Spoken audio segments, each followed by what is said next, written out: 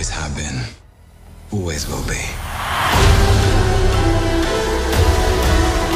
Salut tout le monde, c'est Spidey, j'espère que vous allez bien, je suis très content de vous retrouver aujourd'hui puisque ça y est, on est enfin le vendredi 6 octobre, et qui dit vendredi 6 octobre dit, eh bien l'arrivée de Loki saison 2 sur Disney+, le premier épisode est sorti à 3h du matin, eh bien ce matin sur Disney+, et donc j'ai regardé cet épisode, alors non pas 3h du matin, je l'ai regardé ce matin en me levant, et on est aujourd'hui ici pour en parler, vous allez voir qu'il y a plein de choses à dire, bien sûr, vous aurez rendez-vous sur la chaîne chaque vendredi pour découvrir chaque review de tous les épisodes, donc je crois qu'il y a 6 épisodes normalement, si je ne dis pas de bêtises, mais du coup pendant 6 semaines on sera là pour parler des 6 épisodes de Loki, théoriser également s'il y a des théories à faire, ça commence très bien, vous allez voir que on a pas mal de choses à dire, n'hésitez pas à vous installer confortablement, à liker la vidéo si elle vous plaît, à vous abonner si mon contenu vous plaît, et à partager en commentaire votre avis à vous sur ce que vous avez pensé de ce premier épisode de Loki saison 2, c'est parti, on en parle. Alors déjà, petite recontextualisation, Loki saison 1, c'est ma série préférée du MCU, voilà, j'ai adoré tout l'univers qu'ils ont créé autour de la TVA, j'adore l'identité sonore de cette série, j'adore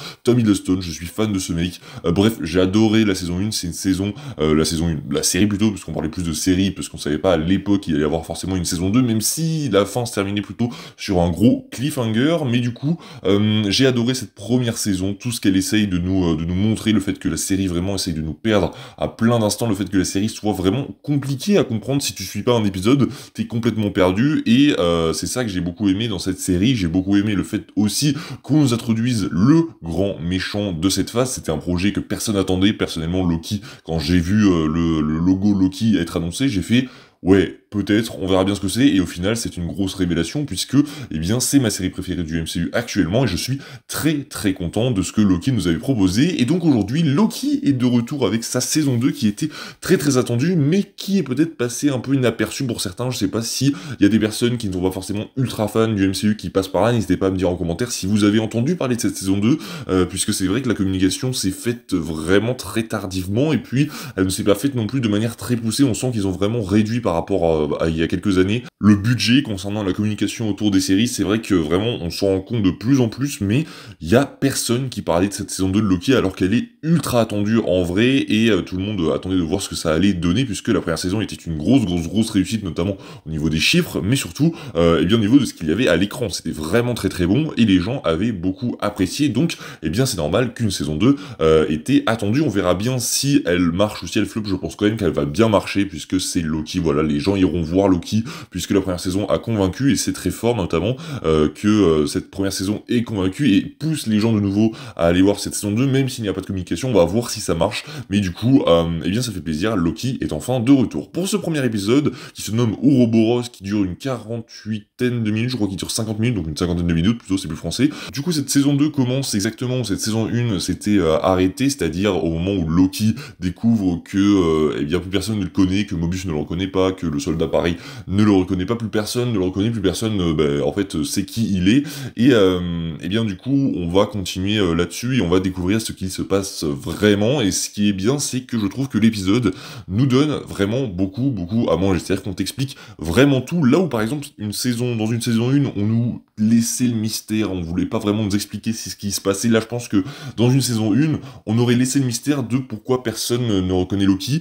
et là au final on te l'explique directement, voilà, je pense qu'en 10 minutes c'est bouclé, et on te dit pourquoi il n'y arrive pas, même je pense que dans l'introduction, on comprend direct ce qui lui arrive, c'est qu'en fait, il n'est pas dans une autre réalité, il est juste retourné dans le passé, si je ne dis pas de bêtises, et du coup, ça fait que personne ne connaissait Loki à ce moment-là, et eh bien il switch entre le passé, le présent, le futur, ça avait été dit dans les bandes annonces, et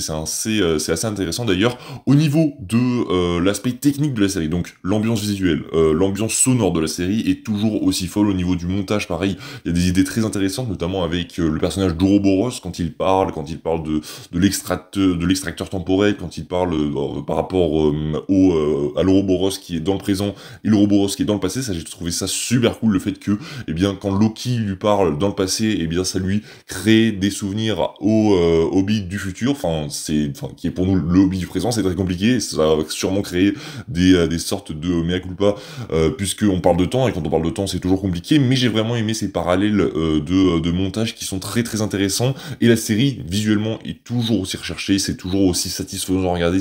tout est parfait dans les bureaux de la TVA et c'est toujours incroyable. Et pareil au niveau sonore, ça m'avait manqué, j'avais tellement oublié ce générique de Loki qui est revenu dans mes oreilles, c'était juste fou, et j'ai vraiment surkiffé. Cet épisode fait vraiment du bien au MCU, on était vraiment dans une pente qui n'était pas bonne en fait, où le MCU va de plus en plus, eh bien pas bien tout simplement, il ne va pas bien, et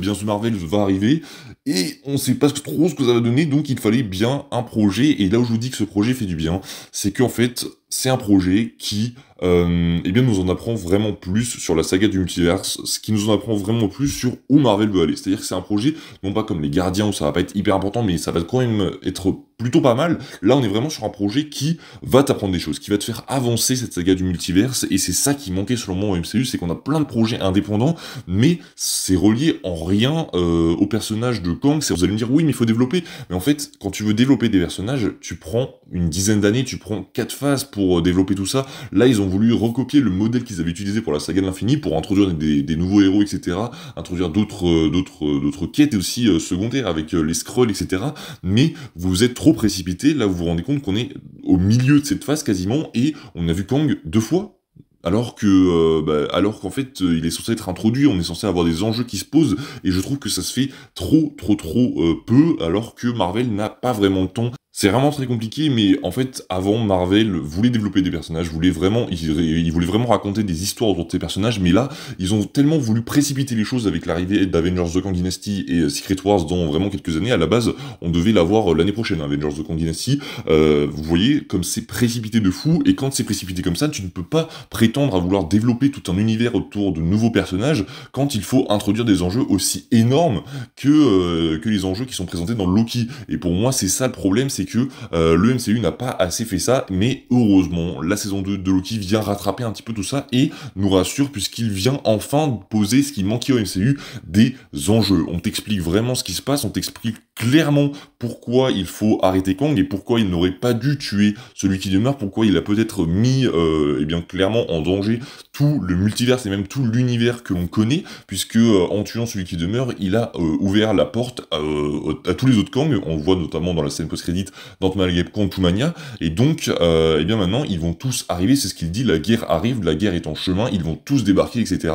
Et là on comprend vraiment le danger, on comprend vraiment pourquoi il ne faut absolument pas que les Kang débarquent, et c'est ça qui manquait selon moi au MCU. Quand Loki a dit ça, j'étais dans mon écran, j'ai fait mais oui, voilà, expliquer aux gens qui est Kang en fait, pourquoi il ne faut absolument pas qu'il arrive, et là, enfin, on commence à comprendre, enfin, le grand public va commencer à comprendre pourquoi il ne faut absolument pas que Kang débarque, et quel danger il représente pour, eh bien, le MCU. Bref, vous l'aurez compris, je suis très content de ce premier épisode, vraiment, pareil, je voulais revenir sur Kiwi Kwan, qui joue donc le personnage de Ouroboros, de Obi, vous l'appelez comme vous voulez, mais je trouve vraiment très grotesque, voilà, il est incroyable dans cet épisode, il joue extrêmement bien, et le fait qu'il soit un peu indifférent de tout, le fait qu'il travaille depuis hyper longtemps, bref, ça marche super bien, c'était vraiment l'acteur parfait qu'il fallait prendre. On va voir s'il a une plus grosse importance dans la saison après ou s'il ne le reverra pas. J'espère qu'on va le revoir, parce que vraiment il a l'air d'être super cool, et eh bien il m'a vraiment déjà convaincu dans quelques minutes, donc ça fait super plaisir. Hâte de vous retrouver la semaine prochaine pour parler de l'épisode 2, bien évidemment on sera là, n'hésitez pas à vous abonner, liker, partager, dites-moi en commentaire